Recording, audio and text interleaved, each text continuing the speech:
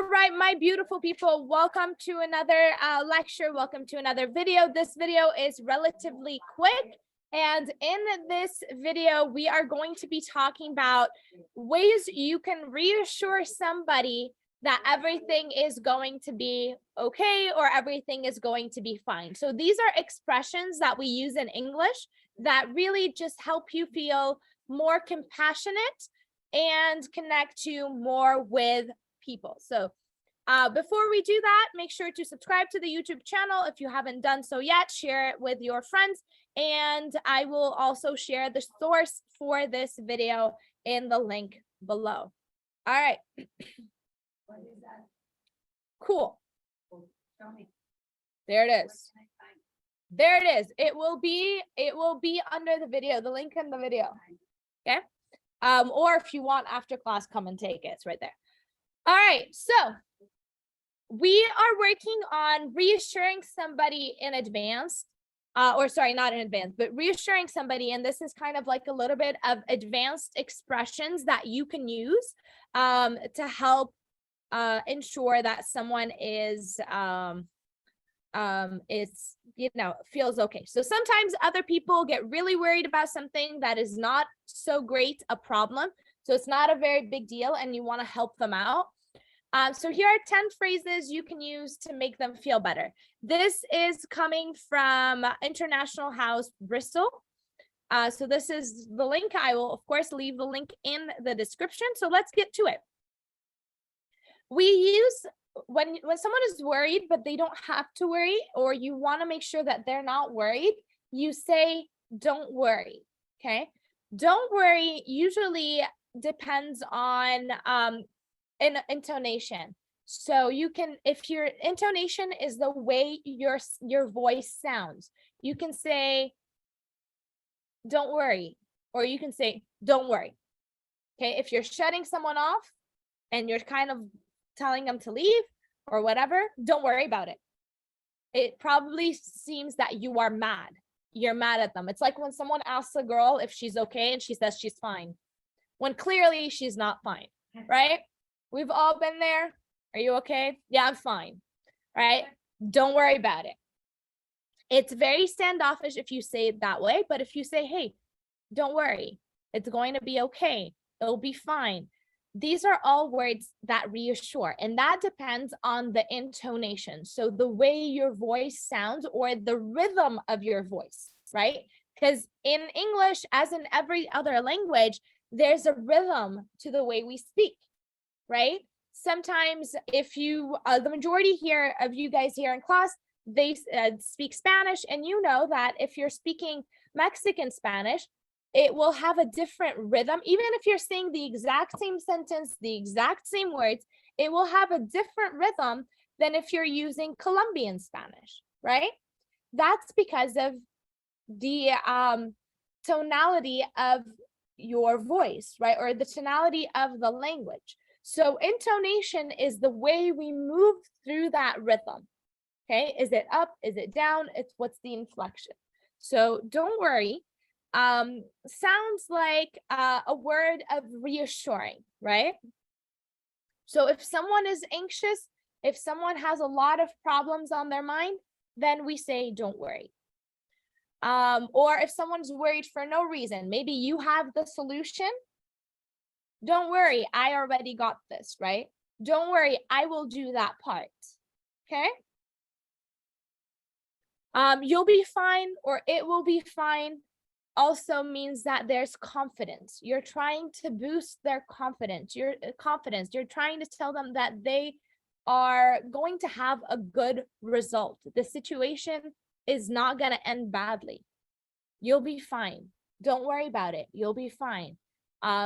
It will be fine, okay? Again, these are just ways or expressions you can use to make someone feel better. What are you worrying for?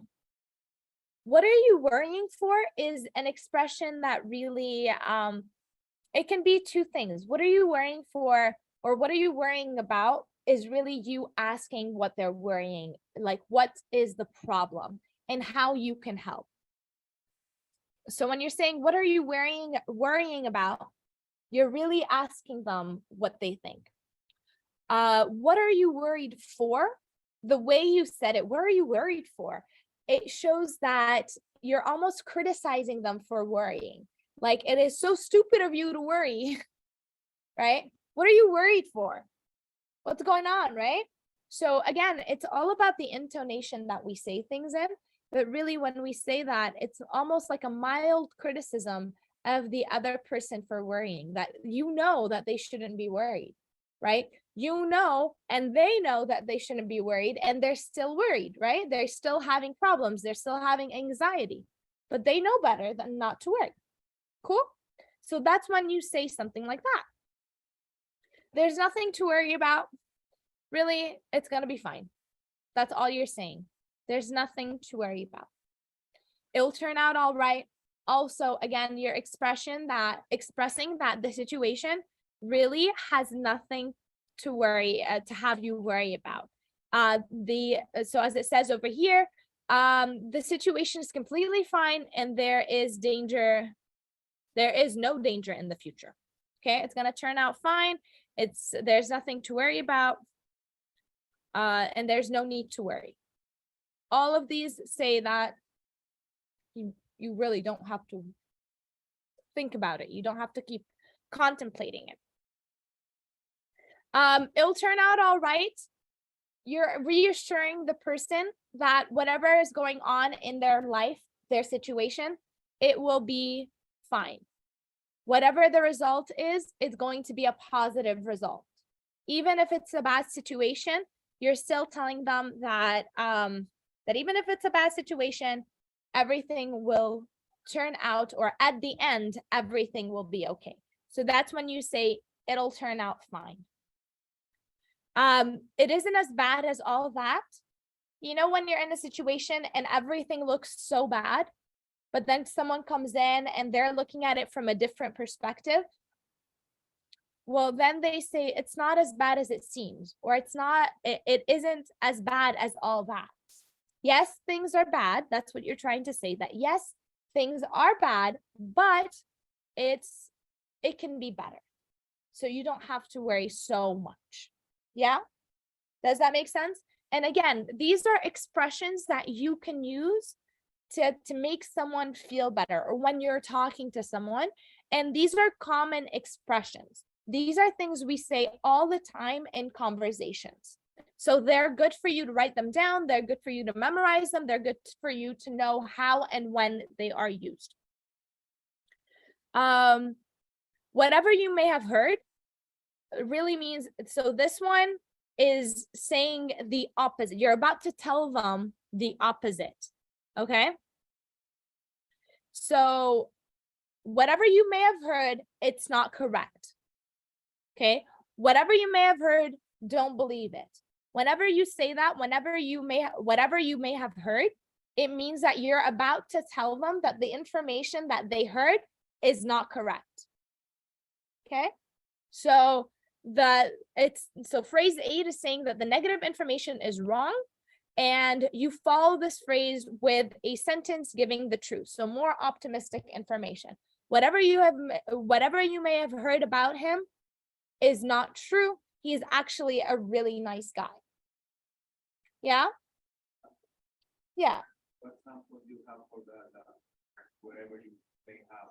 So let's say someone is saying that a guy named Jonathan is a terrible person, and Jonathan is a thief, and he's a liar, and he is always drunk, and he's always gambling, right? They're saying all these negative things, and you heard them, and you're starting to believe what they said. So then I come in, and I know Jonathan, and Jonathan is a great guy, and what the other person is saying is not true. Then I will come in and I will say, whatever you may have heard about Jonathan is not true. Jonathan is actually a really good guy. He's always taking care of his family. He's always working, right? So then I give you examples, right, of how Jonathan is amazing. Okay? So whatever you may have heard. Rest assured means that be confident, right? And it's more formal. it's formal. So when someone is telling you something and then say, rest assured, it will be fine. It's usually someone in a place of authority or in a formal setting.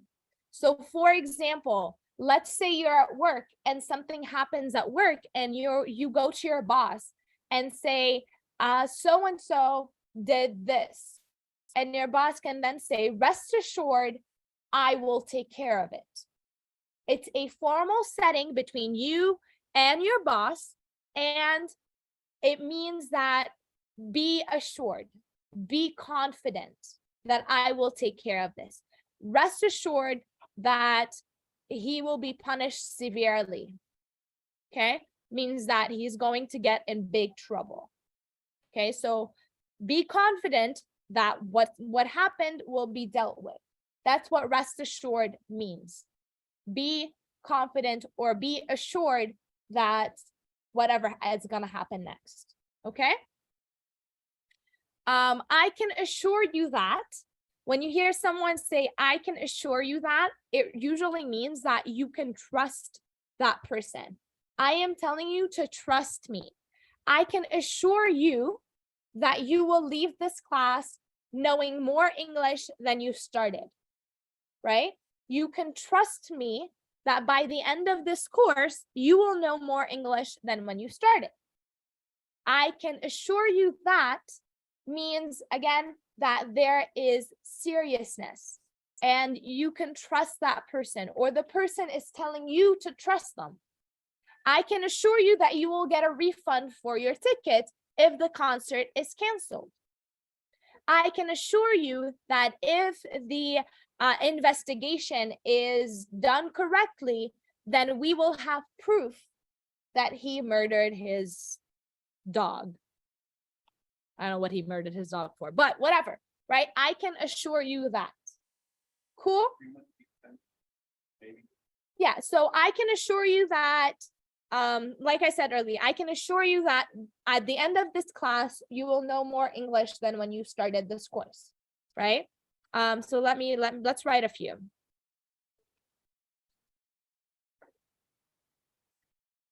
I can assure you that, that if the concert is canceled, you will get, a refund for your tickets. Okay. He can assure you that he will always tell you the truth. Okay. We can assure you that the issue or the problem will be handled by the authorities. Yeah.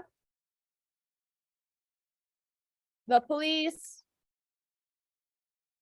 can assure you that they will find the, murderer. Yeah, they will find the murderer. Cool? So you can be certain. And when you say that, just like rest assured, it is more formal. Any questions? Awesome. So that's it for this video. If you're watching again, please remember to subscribe and I will see you in another video. And if you're in my class, we're done for today. Go home!